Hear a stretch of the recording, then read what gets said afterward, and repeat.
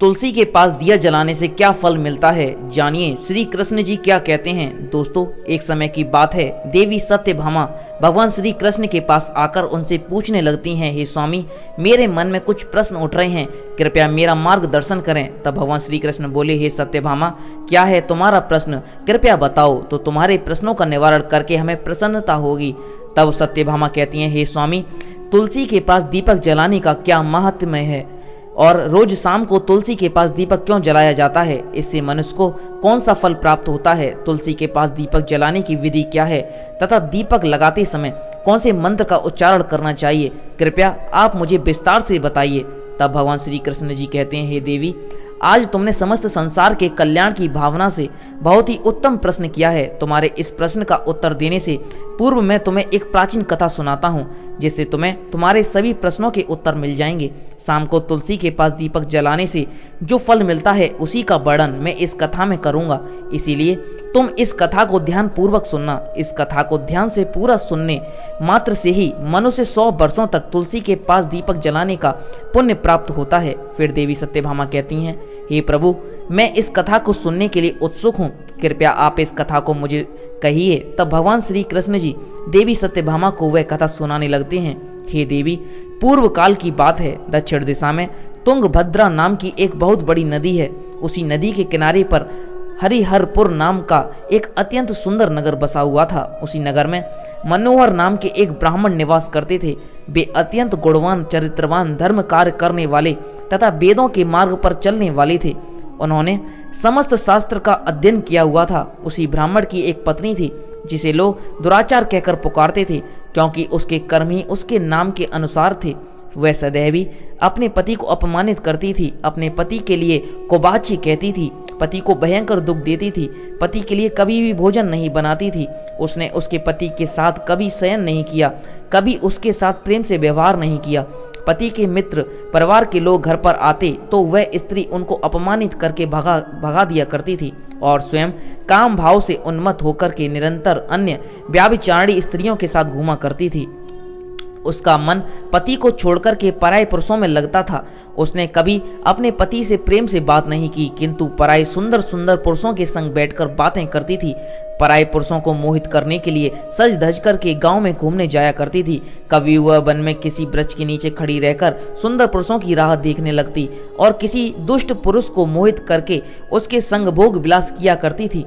फिर एक दिन वह दुराचार स्त्री वन में जाकर एक वृक्ष के नीचे खड़ी हो गई। उसका चित्त काम से भरा हुआ था। वह किसी सुंदर कामी पुरुष की राह देख रही थी, किंतु बहुत समय निकलने के बाद भी उस स्थान पर कोई पुरुष नहीं आया। इसीलिए वह अत्यंत दुखी हो गई और प्रियतम की खोज में इधर उधर देखने लगी।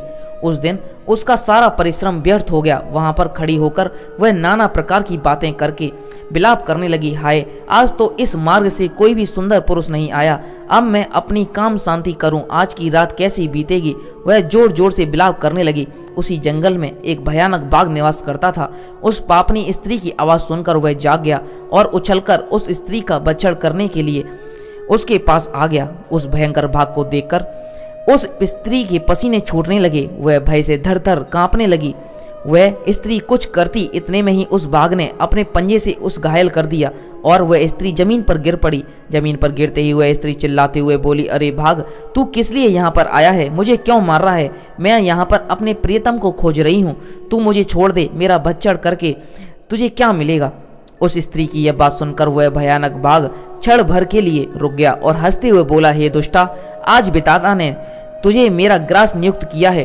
तुझ जैसी पापनी स्त्रियों को बछड़ करना ही मेरा काम है, तभी मुझे इस शरीर से मुक्ति मिलेगी। वह स्त्री कहने लगी, हे बाघ, तुम कौन हो? मुझे सच सच बताओ, तुम्हें किस कारण से बाघ होना पड़ा और तुम मुझे जैसी स्त्रियों का बछड़ क्यों करते हो? पहले मुझे सारी बात बताओ और फिर मेरा बछड़ करो। फिर वह बाघ कहने लगता, हे पापनी, मैं तुझे मेरे पूर्व जन्म का वृतांत सुनाता हूँ, किस कारण से मुझे बाघ होना पड़ा।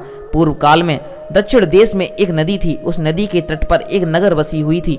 उस नगरी में मैं निवास करता था। मैं एक ब्राह्मण का पुत्र था और नदी किनारे बैठ करके यज्ञ आदि कर्म किया करता था। मैंने उस जन्म में अनेक पापियों के लिए यज्ञ किए, उन पापियों के घर का भोजन किया। मैंने धन के लोभ में अनेक पापियों के लिए कार्य किए। जिन वस्तुओं का दान ब्राह्मण को नहीं लेना चाहिए, उन वस्तुओं का दान भी मैंने ग्रहण किया।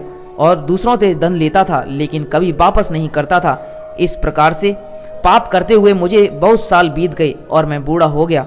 मेरे बाल सफ़ेद हो गए, आंखें सूज गईं, मुंह के सारे दांत गिर गए, लेकिन फिर भी मेरी दान लेने की आदत नहीं छूटी और मैं पाप करता गया।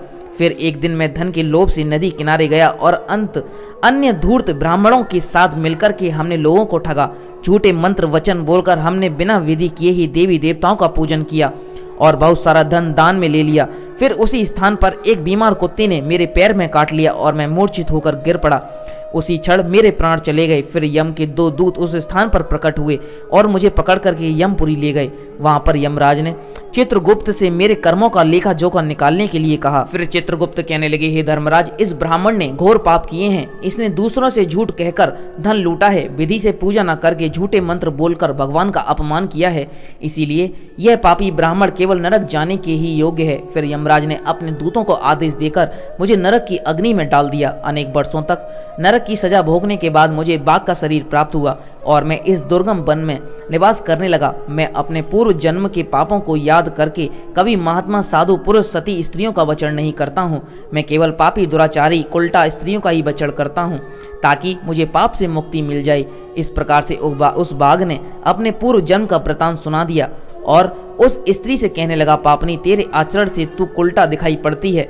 अपने पति को छोड़कर तू इस वन में अन्य पुरुष के साथ भोग विलास करने के लिए आई है, इसीलिए आज तू मेरा ग्रास बनेगी। इतना कह करके उस बाघ ने अपने तीक्ष्ण नाखून से उस पापी स्त्री के टुकड़े टुकड़े करके उसे खा लिया। फिर उस स्थान पर यम के 2 दूत प्रकट हुए और उस पापनी स्त्री को उठाकर यमपुरी में ले गए। वहां पर उसे यमराज के सामने खड़ा किया गया।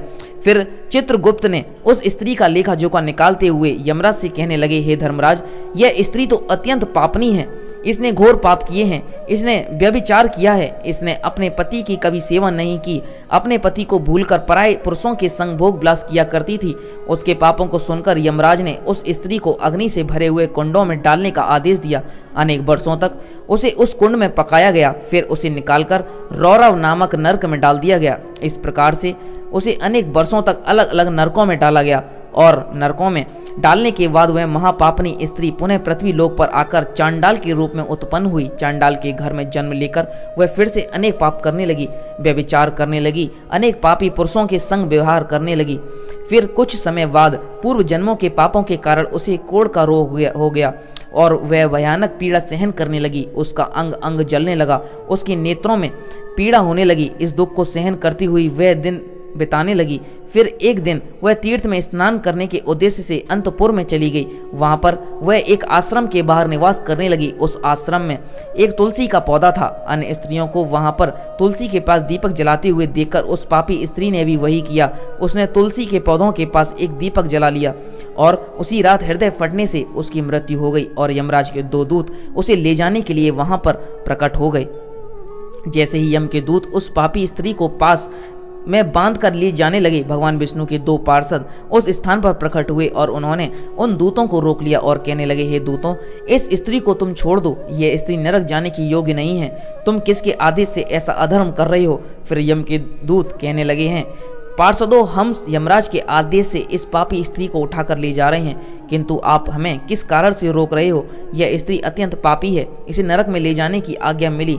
फिर पार्षद कहने लगे, हे दूतों, यह स्त्री तो विष्णु भक्त है, यह नरक जाने की योग्य नहीं है। इसने शाम को तुलसी के पास दीपक जलाया है, इसी कारण से इसके समस्त पाप नष्ट हो गए हैं, इसीलिए अब यह नरक जाने की योग्य नहीं है, ये स्वर्ग जाने की अधिकारी बन चुकी है। पार्षदों की बात सुनकर के उन यमदूतों ने उस स्त्री को उसी स्थान पर छोड़ दिया और यमलोक लौट गए। वहां जाकर उन्होंने यमराज को सारा वृतांत सुना दिया। फिर भगवान विष्णु के पार्षद उस स्त्री को दिव्य विमान में बिठाकर स्वर्ग लोक ले गए। भगवान श्री कृष्ण कहते हैं, हे देवी सत्यभामा, इस प्रकार से तुलसी के पास केवल दीपक जलाने मात्र से ही मनुष्य के सभी पाप नष्ट हो जाते हैं। जो स्त्री नित्य शाम को तुलसी के पास दीपक जलाती है वह सौभाग्यशाली बनती है। उसके पूर्व जन्मों के सभी पाप नष्ट हो जाते हैं, उसे सुख समृद्धि की प्राप्ति होती है। रोज तुलसी के पास दीपक जलाते समय इस मंत्र का उच्चारण करना चाहिए, ओम तुलसी देवे च विद्याहे विष्णु प्रियाये च धीमहि तंत्रो वृंदा प्रचोदयात्। श्री कृष्ण कहते हैं, हजारों अमृत के घड़ों से नहलाने पर भी श्री हरि को उतनी तृप्ति नहीं होती जितनी वे मनुष्यों के द्वारा तुलसी का एक पत्ता चढ़ाने से प्राप्त करते हैं। 10,000 गोदान से मानव जो फल प्राप्त करता है वही फल तुलसी पत्र के दान से पा लेता है। जो मृत्यु के समय अपने मुख में तुलसी पत्र का जल पा जाता है वह संपूर्ण पापों से मुक्त होकर श्री कृष्ण के धाम जाता है। दोस्तों, सनातन हिंदू धर्म में तुलसी के पौधे का महत्व सबसे अधिक है। इसकी सबसे पहले पूजा भगवान विष्णु जी ने की थी। श्री हरि कहते हैं, जिस प्रकार से देवी लक्ष्मी से बैकुंठ की ऐश्वर्य प्राप्त है उसी प्रकार से बैकुंठ में तुलसी के कारण ही पवित्रता प्राप्त है।